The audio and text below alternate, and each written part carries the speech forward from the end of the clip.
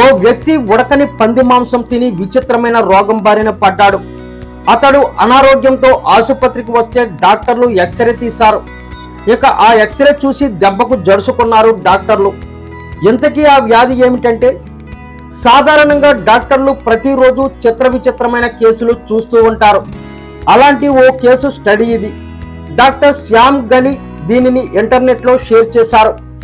ఓ medical case స్టడీలో భాగంగా పరాన్నజీవులు సోకిన ఒక ఎక్స్రే సోషల్ మీడియాలో తెగ వైరల్ అవుతుంది. సరిగ్గా ఉడకని పంది మాంసం తిని ఓ వ్యక్తి శరీరం అంతటా కాల్సిఫైడ్ పరాన్నజీవులు ఫామ్ అయ్యాయి. ఇలా పరాన్నజీవులు నిండిన ఈ వ్యాధిని సెప్టిసెకోసిస్ వ్యాధి అని పిలుస్తారట. లార్వాతిథులు సోకిన పచ్చి లేదా ఉడకని పంది మాంసం తినడం ద్వారా పరాన్నజీవులు మనుషులకు సోకుతాయన్నారు. ఈ టేప్ వార్ములు మానవ శరీరంలో కొద్ది వారాల్లో పరిపక్వత చెంది గుడ్లు పెట్టి మరిన్ని టేప్ వార్ములను ఫామ్ చేస్తాయి. టేప్ వార్మ్ లార్వాలు మానవ శరీరంలోని మృదు కణజాలాలలోకి చేరి వృద్ధి చెందుతాయి.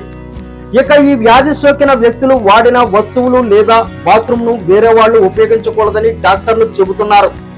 ఒకవేళ ఉపయోగిస్తే సెప్టిసెకోసిస్ వ్యాధి వేరొకరికి సోకుతుందని చెప్పారు. సరిగ్గా వండని పంది మాంసం తినడం వలన కలిగే నష్టాలు అన్ని ఇన్ని కావని డాక్టర్లు చెబుతున్నారు. ఈ ఇన్ఫెక్షన్ వలన కండరాలు, చర్మం దెబ్బతినడం, మెదడు మొద్దుబారిపోవడం జరుగుతుందట.